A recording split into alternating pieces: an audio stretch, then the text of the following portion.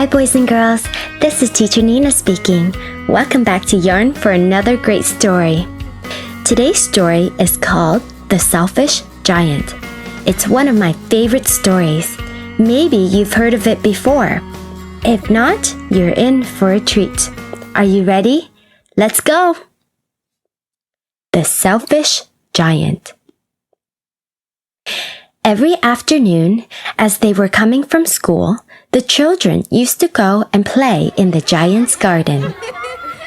It was a large, lovely garden with soft green grass. Here and there over the grass stood beautiful flowers like stars, and there were 12 peach trees that in the springtime broke out into delicate blossoms of pink and pearl, and in the autumn bore rich fruit. The birds sat on the trees and sang so sweetly that the children used to stop their games in order to listen to them. "How happy we are here!" they cried to each other. One day, the giant came back. He had been to visit his friend the Cornish ogre and had stayed with him for 7 years. After the 7 years were over, he had said all that he had to say, for his conversation was limited, and he determined to return to his own castle. When he arrived, he saw the children playing in the garden. "What are you doing here?"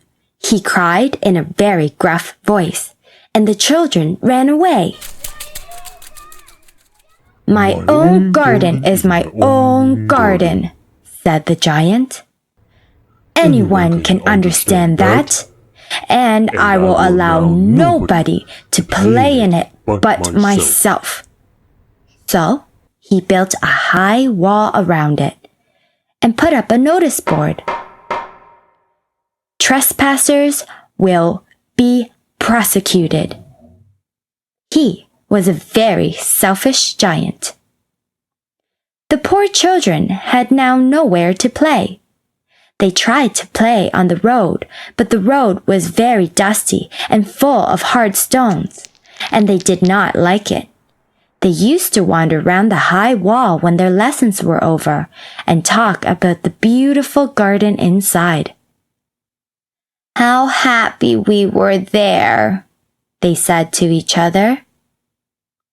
Then the spring came, and all the country there were little blossoms and little birds.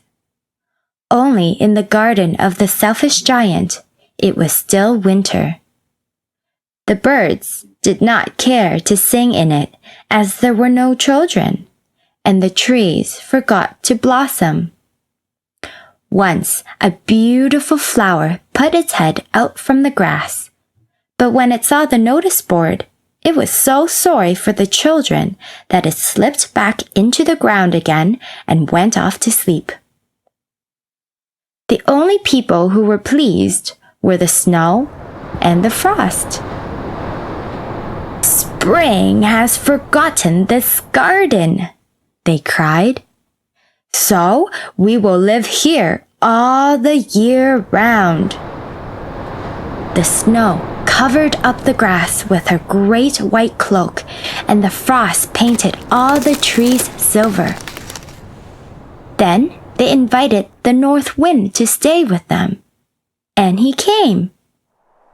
He was wrapped in furs, and he roared all day about the garden and blew the chimney pots down.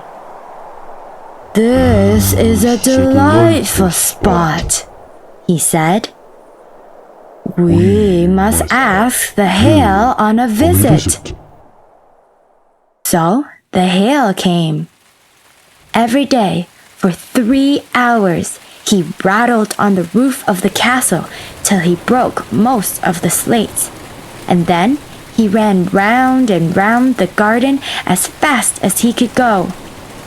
He was dressed in gray, and his breath was like ice. "I cannot understand why the spring is so late in coming," said the selfish giant, as he sat at the window and looked out at his cold white garden. I hope there will be a change in the weather. But the spring never came, nor the summer. The autumn gave golden fruit to every garden, but to the giant's garden she gave none. He is too selfish, she said. So it was always winter there, and the north wind and the hail and the frost and the snow danced about through the trees. One morning, the giant was laying awake in bed when he heard some lovely music. It sounded so sweet to his ears that he thought it might be the king's musicians passing by. It was really only a little linnet singing outside his window. But it was so long since he had heard a bird sing in his garden that it seemed to him to be the most beautiful music in the world. Then the hail stopped dancing over his head, and the north wind ceased roaring, and a delicious perfume came to him through the open casement. I believe the spring has come at last, said the giant, and he jumped out of bed and looked out. What did he see? He saw a most wonderful sight. Through a little hole in the wall, the children had crept in, and they were sitting in the branches of the trees. In every tree that he could see, there was a little child, and the trees were so glad to have the children back again that they had covered themselves with blossoms and were waving their arms gently above the children's heads. The birds were flying about and twittering with delight, and the flowers were looking up through the green grass and laughing. It was a lovely scene. Only in one corner it was still winter. It was the furthest corner of the garden, and in it was standing a little boy. He was so small that he could not reach up to the branches of the tree, and he was wandering all round it, crying bitterly. The poor tree was still quite covered with frost and snow, and the north wind was blowing and roaring above it. Climb up, little boy, said the tree, and it bent its branches down as low as it could. But the little boy was too tiny, and the giant's heart melted as he looked out. How selfish I have been, he said. Now I know why the spring would not come here. I will put that poor little boy on the top of the tree, and then I will knock down the wall, and my garden shall be the children's playground forever and ever. He was really sorry for what he had done. So he crept downstairs and opened the front door quite softly and went out into the garden. But when the children saw him, they were so frightened that they ran away, and the garden became winter again. Only the little boy did not run, for his eyes were so full of tears that he did not see the giant coming.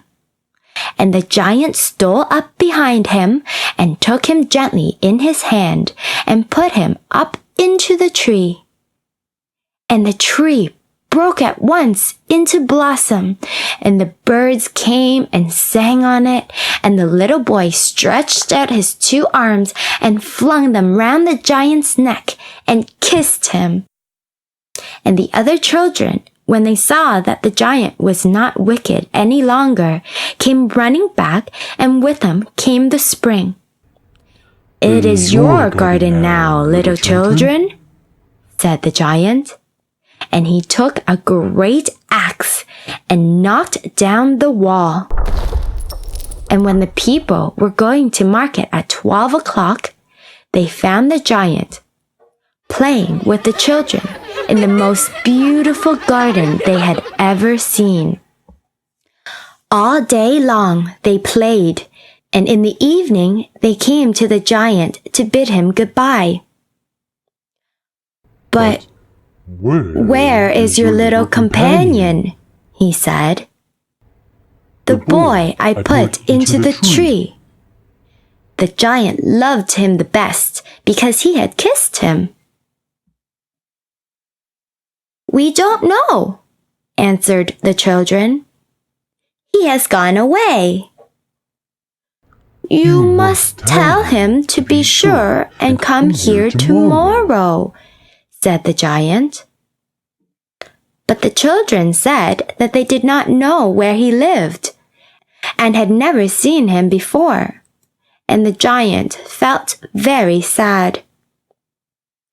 Every afternoon when school was over, the children came and played with the giant. But the little boy whom the giant loved was never seen again. The giant was very kind to all the children, yet he longed for his first little friend and often spoke of him. "How I would like to see him," he used to say. Years went over, and the giant grew very old and feeble. He could not play about any more, so he sat in a huge armchair and watched the children at their games and admired his garden. "I have many beautiful flowers," he said, "but the children are the most beautiful flowers of all." One winter morning, he looked out of his window as he was dressing. He did not hate the winter now, for he knew that it was merely the spring asleep, and that the flowers were resting. Suddenly, he rubbed his eyes in wonder and looked and looked. It certainly was a marvelous sight. In the furthest corner of the garden was a tree quite covered with lovely white blossoms. Its branches were all golden, and silver fruit hung down from them, and beneath it stood the little boy he had loved. Downstairs ran the giant in great joy and out into the garden. He hastened across the grass and came near to the child. And when he came quite close, his face grew red with anger, and he said, "Who hath dared to wound thee?" For on the palms of the child's hands were the prints of 2 nails, and the prints of 2 nails were on the little feet. "Who hath dared to wound thee?" cried the giant. "Tell me that I may take my big sword and slay him." "Nay," answered the child, "but these are the wounds of love." "Who art thou?" said the giant, and a strange awe fell on him, and he knelt before the little child. And the child smiled on the giant and said to him, "You let me play once in your garden. Today you shall come to my garden, which is paradise." And when the children ran in that afternoon, they found the giant laying dead under the tree, all covered with white blossoms. The end. Well, boys and girls, did you like the story? The moral of today's story is that love is only love if you share it. The more you share the things you love with others, the more joy you will get from it. That's why I love sharing stories with all of you. Thank you so much for listening. Don't forget to check out my website at YarnStoryFactory.com. This is Teacher Nina speaking. See you next time. Goodbye.